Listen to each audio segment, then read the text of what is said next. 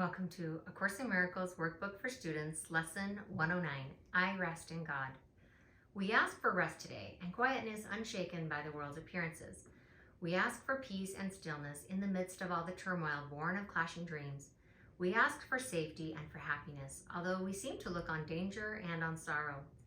And we have the thought that will answer our asking with what we request. I rest in God.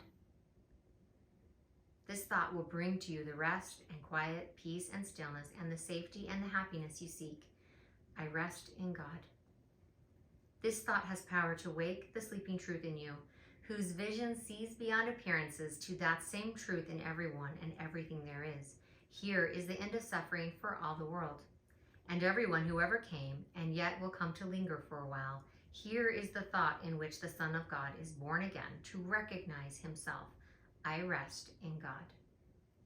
Completely undismayed, this thought will carry you through storms and strife, past misery and pain, past loss and death, and onward to the certainty of God. There is no suffering it cannot heal. There is no problem that it cannot solve, and no appearance but will turn to truth before your eyes of you who rest in God. This is the day of peace. You rest in God, and while the world is torn by winds of hate, your rest remains completely undisturbed. Yours is the rest of truth. Appearances cannot intrude on you. You call to all to join you in your rest, and they will hear and come to you because you rest in God. They will not hear another voice than yours because you gave your voice to God. And now you rest in him and let him speak through you. In him you have no cares and no concerns, no burdens, no anxiety, no pain, no fear of future, and no past regrets. In timelessness you rest, while time goes by without its touch upon you. For your rest can never change in any way at all. You rest today, and as you close your eyes, sink into stillness. Let these periods of rest and respite reassure your mind that all its frantic fantasies were but the dreams of fever that has passed away. Let it be still and thankfully accept its healing. No more fearful dreams will come now that you rest in God. Take time today to slip away from dreams and into peace. Each hour that you take your rest today, a tired mind is suddenly made glad. A bird with broken wings begins to sing. A stream long dry begins to flow again. I'm just going to pause and say I love the poetry of the workbook for students. It's literal, it's true, and it's also just poetry and beautiful. And to be honest, the more I immerse myself in this study and joyfully take it seriously, playfully take it seriously, I realize that so much of my past suffering or pain, I can look back now and see that the poetry of my life has been perfect and astounding. All of it. And it's like before I was blessed to have A Course in Miracles in my life, I would look back at my life with regret and sorrow and pain and wish that things had been different.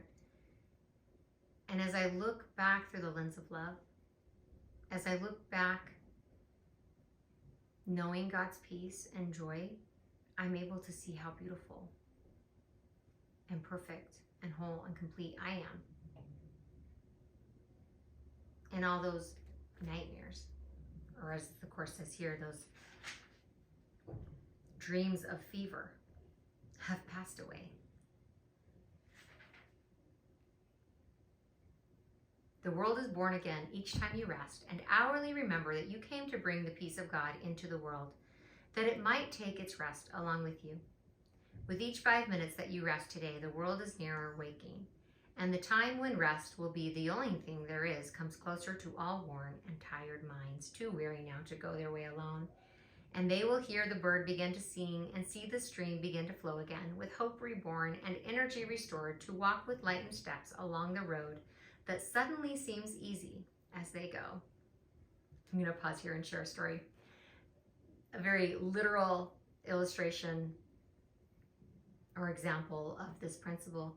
I was walking on a beautiful land art sculpture called the Spiral Jetty, and it has two parts. It has the soft, sandy path, and then it has a rocky, kind of sharp rocks, really, that create the spiral. And I was walking the spiral, and I was barefoot, and the rocks were really hurting my feet. And Spirit said, why are you choosing this path? And I looked down at the soft sand, and I thought I was supposed to walk on the sharp part. I don't know why. And then I stepped down into the soft, gentle sand. It felt so good and so easy.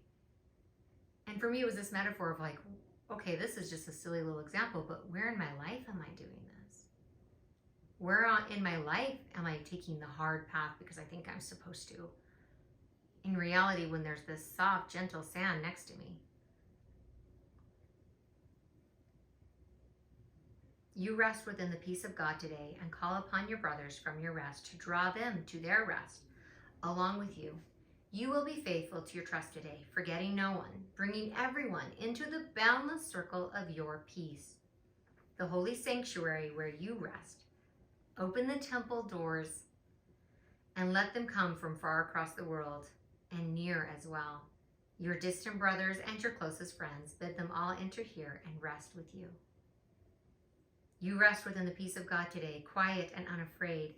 Each brother comes to take his rest and offer it to you. We rest together here, for thus our rest is made complete, and what we give today we have received already.